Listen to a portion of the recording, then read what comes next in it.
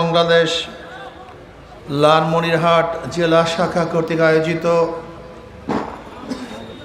আজকের সম্মেলনের সম্মানিত সভাপতি, এ জাতির সর্বশ্রেষ্ঠ সন্তান, শ্রদ্ধাভাজন ওলামায়ে কেরাম, নেতৃবৃন্দ, ইসলাম প্রিয় দেশপ্রেমী ভাইয়েরা আমার, ইসলামী আন্দোলন বাংলাদেশ ইসলামকে প্রতিষ্ঠিত করতে চায়। ইসলামী আন্দোলন বাংলাদেশ ইসলামী আইন প্রয়োগের মাধ্যমে কল্যাণ রাষ্ট্র কায়েম করতে চায়। আসলে আপনারা জানেন, ইসলামের দুশ্মনেরা মানুষের মেজাজের মধ্যে, মেধার মধ্যে ঢুকিয়েছে ইসলামী ফোবিয়া। ইসলাম মানি অশান্তি, ইসলাম মানি টেরোরিস্ট, ইসলাম মানি সন্ত্রাস, ইসলাম মানি জুলুম, ইসলাম মানি অত্যাচার অবিচার। অথচ ইসলাম মানি শান্তি, ইসলাম মানি মুক্তি, ইসলাম মানি কল্যাণ। ইসলাম যদি প্রতিষ্ঠিত হয় তাহলে প্রত্যেকটা মানুষ শান্তিতে বসবাস করতে পারবে। আপনারা দেখেছেন, আজকে জারজ ইসরায়েল ইরানের উপরে অবৈধ হামলা করেছে। আবার সেই অবৈধ হামলাকারীর দোসর আমেরিকা। অবৈধভাবে ইরানের উপর আক্রমণ করেছে। নাম দিয়েছে কি? সন্ত্রাস বিরোধী আন্দোলন। জারজ ইসরায়েল যদি ইরানের উপর অবৈধ আক্রমণ করে, তারাই তো সন্ত্রাসী হবে, টেরোরিস্ট হবে। কিন্তু আজ পর্যন্ত আমি কোনো মিডিয়ায় এই কথা বলতে শুনি নাই যে সন্ত্রাস ইসরায়েল ইরানের উপর আক্রমণ করেছে। এরকম বক্তব্য এখন পর্যন্ত কোনো মিডিয়া আসে নাই। অথচ নিরীহ মানুষদের উপর আক্রমণ করেছে, তাদেরকে আমেরিকা সন্ত্রাস বলতেছে। এইভাবে মিডিয়াগুলি ইসলামের বিরুদ্ধে বিভিন্ন অপপ্রচার চালাতে চালাতে মুসলমানদের মাথার মধ্যে ঢুকছে ইসলাম মানি মনে হয় পাহাড়, ইসলাম মানি মনে হয় আমাদেরকে আবদ্ধ করে ফেলবে। অথচ ইসলাম ক্ষমতায় আসলে যেই মানুষগুলি ভয় পায়, সেই মানুষগুলি মুক্তি পাবে, সেই মানুষগুলি শান্তি পাবে।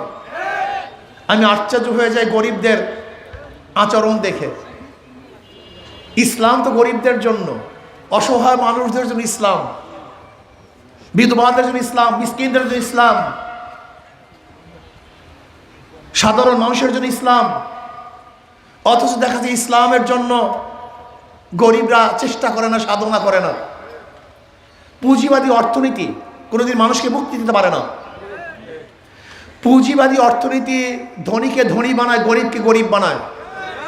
হে লালমনিরহাটের গরিব বন্ধুগণ, বাংলাদেশের গরিবরা খুব ভালো মতো শুনেন, বোঝার চেষ্টা করেন। পুঁজিবাদী অর্থনীতি ধনীকে ধনী বানায়, গরিবকে গরিব বানায়। আর ইসলামী অর্থনীতি গরিবকে ধনী বানায় আর ধনীদেরকে ভারসাম্য রাখে। যেমন আজকে আপনি যাবেন ব্যাংকে 10 লক্ষ টাকা আনার জন্য, লোন আনার জন্য, ম্যানেজার সাহেব বলবে মর্গেজ দেন। আপনি বলবেন আমি গরিব মানুষ, মর্গেজ কোথায় পাবো? ম্যানেজার সাহেব বলবে টাকা আপনার জন্য নয়, যার আছে ব্যাংক তাকেই দেয়, যার নাই ব্যাংক তাকে দেয় না।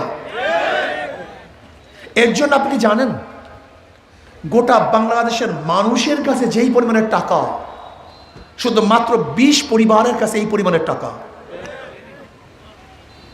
আপনি কি জানেন বাংলাদেশের টাকাগুলি কোথায়? আপনারা পাচ্ছেন না কেন? কি হচ্ছে? কোথায় যাচ্ছে? কারা ভোগ করতেছে? মাত্র 16 বৎসরে এই বাংলাদেশ থেকে 28 লক্ষ কোটি টাকা পাচার হয়েছে। 28 লক্ষ কোটি টাকা। এই টাকাগুলি কাদের? এই গরিবদের। বলতে পারো হুজুর আমরা তো রিলিফ নেই, আমরা টাকা দিলাম কোথায়?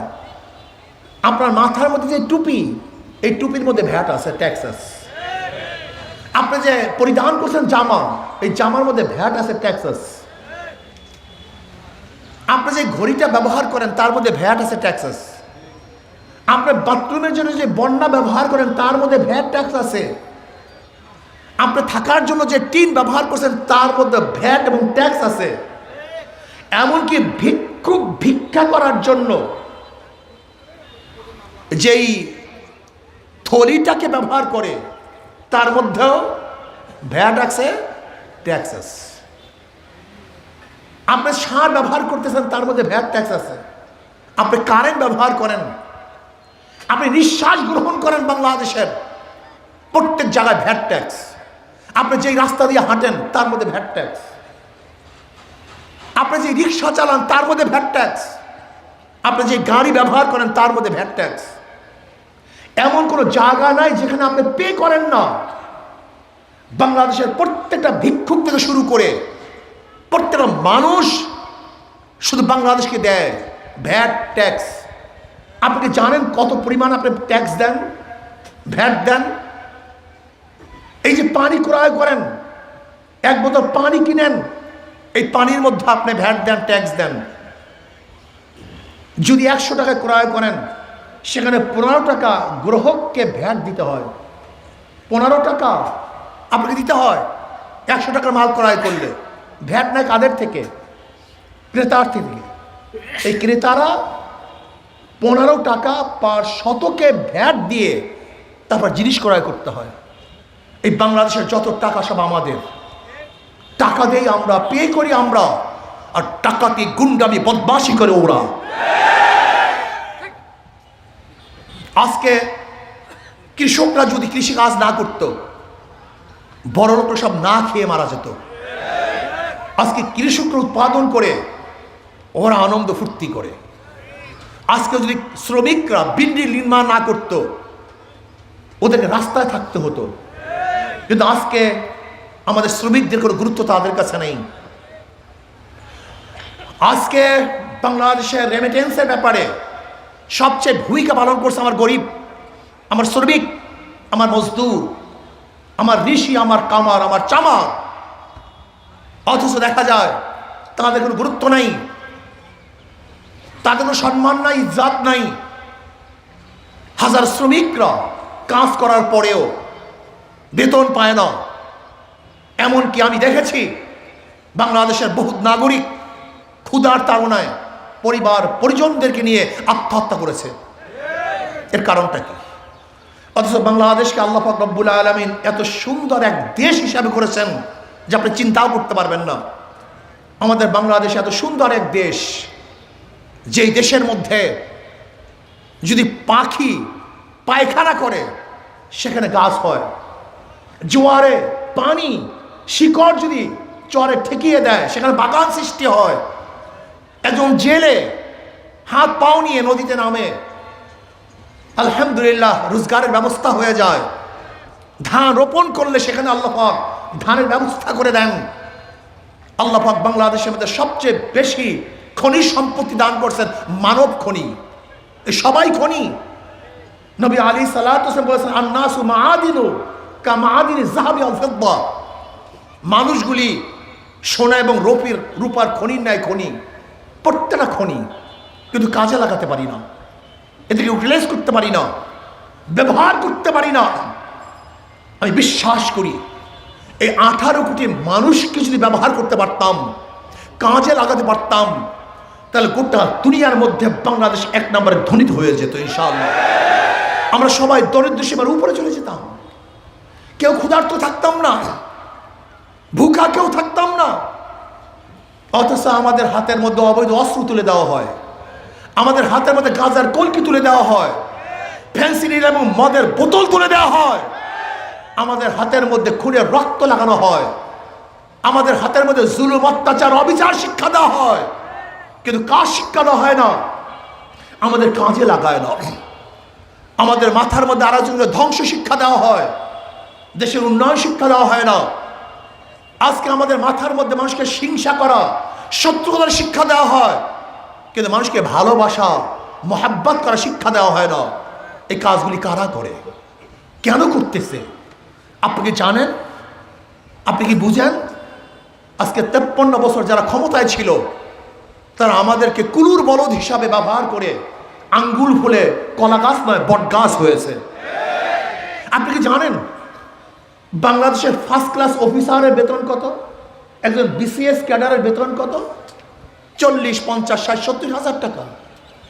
একজন ফার্স্ট ক্লাস অফিসারের বেতন হলো 40,000, 50, 60, 70 হাজার টাকা, 80, 90, 1 লক্ষ টাকা সর্বোচ্চ।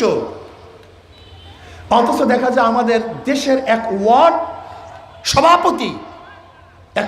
সভাপতি মালিক হয় কোটি কোটি টাকার। ব্যবসা, এটা বাণিজ্য, লুটপাট। যদি কেউ ক্ষমতায় যায়, এই যে 5ই আগস্টের পরে যারা এখন চাঁদাবাজি করতেছে, আমাদের রিপোর্ট আছে যাদের অফিসের মধ্যে ফ্যান ছিল না, এখন তাদের অফিসের মধ্যে এসি শুরু হয়ে গেছে। যাদের পায়ে জুতা ছিল না, এখন তারা 5 জনও গাড়িতে ঘুরতেছে, শত শত কোটি টাকার মালিক হয়ে গেছে এই কয়েকদিনে। অথচ কুলুর বলে দিয়ে আপনারা, এই চাষিরা, এই ঋষিরা, এই কামাররা, এই মজদুররা আমাদেরকে মাত্র 500 টাকা দিয়ে ওরা 5,000 কোটি টাকার মালিক হয়। ওরা আমাদের জন্য করে না, নিজেদের জন্য করে। আমাদেরকে শুধু আশার বাণী শোনায়, এইটা করবো সেইটা করবো, টুনটুনার টুন, সবই ফাঁকা বলি, এগুলি আসলে কিছুই না। এর কারণটা কি? এর মূল কারণ হলো আপনাদের দোষ। এই সব দোষ আপনাদের, এই সব দোষ জনগণের, এই সব দোষ ভোটারদের। নেতারা অন্যায় করার পরেও ফুলের মালা দিয়ে তাদেরকে জেলখানা থেকে বের করি, কিন্তু নেতারা অন্যায় করার পরে যদি জুতার মালা পরাতাম তাহলে নেতারা অন্যায় করতে পারতো না। ফুলের মালার পরিবর্তে জুতার মালা পরান। নেতা যদি অন্যায় করে, চুরি করলে ওদেরকে ভাগিয়ে দেন, কাছে ডাকবেন না, তাহলে দেখবেন নেতারা আর চুরি করবে না। এর কারণটা কি? দুর্নীতিবাজের মাধ্যমে দুর্নীতি বন্ধ হতে পারে না, চোরের মাধ্যমে চুরি বন্ধ হবে না, ধর্ষকদের মাধ্যমে ধর্ষণ বন্ধ হয় না, মাদার গাছ লাগিয়ে আমের আশা করা যায় না, তেঁতুল গাছে কোনোদিন মিষ্টি ফল হয় না। দুর্নীতিবাজ 2 নাম্বার লিডারের মাধ্যমে দেশ কোনোদিন 1 নাম্বার হতে পারে না। বারবার পরীক্ষা করেছেন। আচ্ছা বলেন তো, আওয়ামী লীগের মধ্যে কি একজন লোক ভালো ছিল না? কিন্তু ভালো থাকতে পারে নাই, আওয়ামী লীগ করার কারণে সেটাও খারাপ হয়ে গেছে। আপনাদের ধারণা কি বিএনপির মধ্যে কি একজনও ভালো নাই? কিন্তু ভালো থাকতে পারবে না, চাঁদাবাজি করার কারণে সব চাঁদাবাজ হয়ে গেছে। আজকে চাঁদাবাজি কারা করে? আশ্চর্য হয়ে যায়, আমরা গরুর চেয়েও খারাপ হয়ে গেছি। একটা গরুকে পিটান দিলে তার একটা গরু দৌড় দেয়, কিন্তু আমাদের অবস্থা হলে আমরা এত খারাপ হয়ে গেছি, এক গরুকে পিটান দিল আর এক গরু দৌড় দেয় না। কয়েকদিন আগে আওয়ামী লীগ কেন দেশ থেকে পালাতে বাধ্য হয়েছিল? কেন, কি কারণে? সেই কারণগুলি আজও অন্য দলের মধ্যে আমরা দেখতেছি। এমনকি আওয়ামী লীগ যেই কাজ করে নাই সেই কাজও করতেছে। এই যে লালমনিরহাটের বিভিন্ন জায়গায় হালকা জিকির বন্ধ করা হয়েছে, আওয়ামী লীগ হালকা জিকির বন্ধ করে নাই, কিন্তু বর্তমান এই জালেমরা হালকা জিকির বন্ধ করেছে। আমি বললাম শোনেন, ফেরাউন টিকতে পারে নাই, নমরুদ থাকতে পারে নাই, সাদ্দাদের রাজত্বে স্থায়িত্ব হয় নাই, আবু জেহেল বাঁচতে পারে নাই। আমরা যদি ইসলামের উপর আঙ্গুল তুলেন, কোরআন হাদিস নিয়ে খেলা করেন, ওলামাদেরকে নির্যাতন করেন, অপমান করেন, তাহলে বাংলার জমিন থেকে মানুষ ফেরাউনের মতো দাঁড়িয়ে দেবে ইনশাআল্লাহ।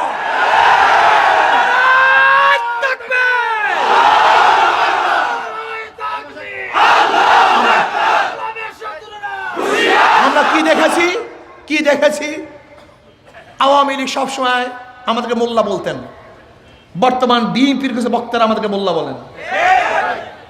আওয়ামী লীগের কিছু বক্তারা জীবনভর আমাদেরকে পাকিস্তানবাদী বলতেন, মৌলবাদী বলতেন, পাকিস্তানপন্থী বলতেন। বিএনপির সেই লিডাররা একই বক্তব্য দেন।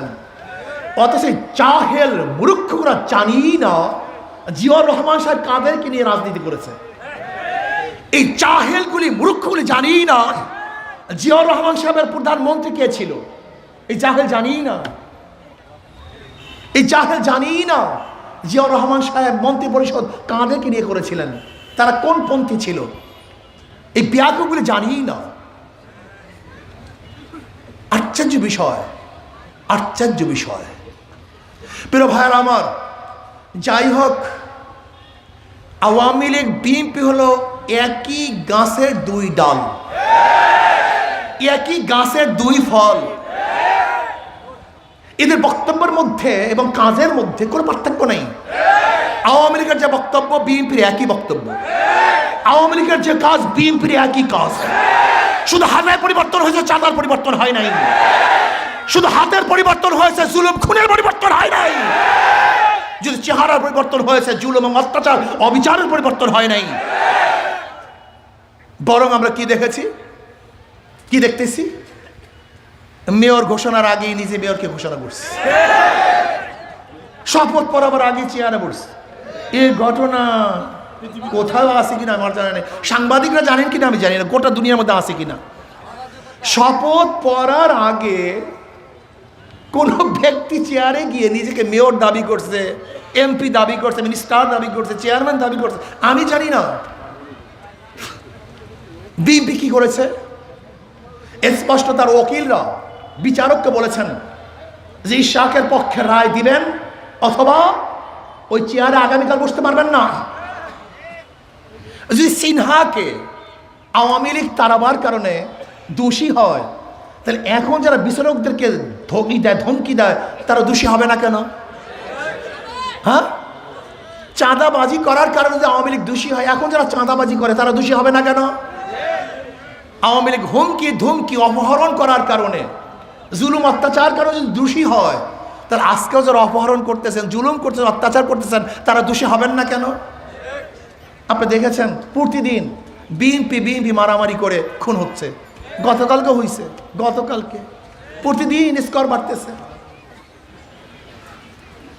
আমার গরিব বন্ধুরা, আপনারা চিনতে ভুল করছেন, কারণ বন্ধুকে যারা চিনতে ভুল করে তাদের সে বড় বোকা দুনিয়াতে নেই।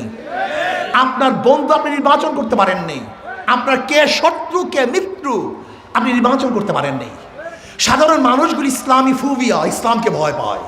ইসলাম আসলে আমার মাথায় টুপি দিতে হবে, আমাকে দাঁড়িয়ে রাখতে হবে, মেয়েরা মনে করে আমাদেরকে বস্তাবন্দি করা হবে, ঘুষ করে মনে করে আমরা ঘুষ ছেড়ে দিতে হবে, গাঁজা খরকা মনে করে যে আমার গাঁজার অবস্থাটা কি হবে। প্রশ্ন করছে গাঁজা কর আমাকে, এক গাঁজা করে আমাকে প্রশ্নই করছে আমার গাঁজার অবস্থাটা কি। সে বাসায় নেশাগ্রস্ত। আমি বললাম, ভাই তুমি কি মাস্তিদি গিয়ে গাঁজা সেবন করতে পারবা? বল না। আমি বলি কেন? বলে পরিবেশ নেই। আমি বললাম চিন্তার কোনো কারণ নেই, ইসলামী হুকুমাত যদি হয় তাহলে গোটা বাংলাদেশটা মসজিদের পরিবেশ হয়ে যাবে, যেখানে তোমার থেকে তুমি গাঁজা সেবন করবা না। বিশ্বাস হয় না? আচ্ছা বলেন তো, এখানে যারা আছেন ধূমপান করেন, এরকম অনেক লোক আছেন না এখানে? নাকি একজনও নেই? অবশ্যই অনেকে আছেন, কিন্তু ধূমপান করছেন না কেন? কথা বলেন না কেন? একবার কি আপনার মনে আসছে ধূমপান করার? অথচ আপনি ধূমপান করেন, কিন্তু একবারে ধূমপান করছেন না কেন? পরিবেশ নেই। যদি আপনি এরকম পরিবেশ পান তাহলে আপনি নিজে ধূমপান করবেন না। সমস্যা কোথায়? আজকে ঘুষ খায় কেন? কারণটা কি? পাশের চেয়ারে ঘুষ খায়, তোমারও মনে আসছে ঘুষ খাওয়ার, কিন্তু পাশের চেয়ারে যদি ঘুষ না খায় তুমি নিজেও ঘুষ খাবা না। সমস্যা কি?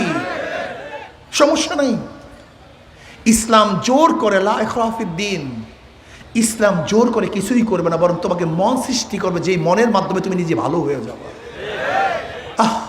ইসলাম কেন বুঝো না? ইসলামী অর্থনীতি তোমাদের জন্য, জাকাত তোমাদের জন্য, ফাতরা তোমাদের জন্য, দান তোমাদের জন্য, অসর তোমাদের জন্য, মানত তোমাদের জন্য, গোটা ইসলামী অর্থনীতি গরিবদের জন্য।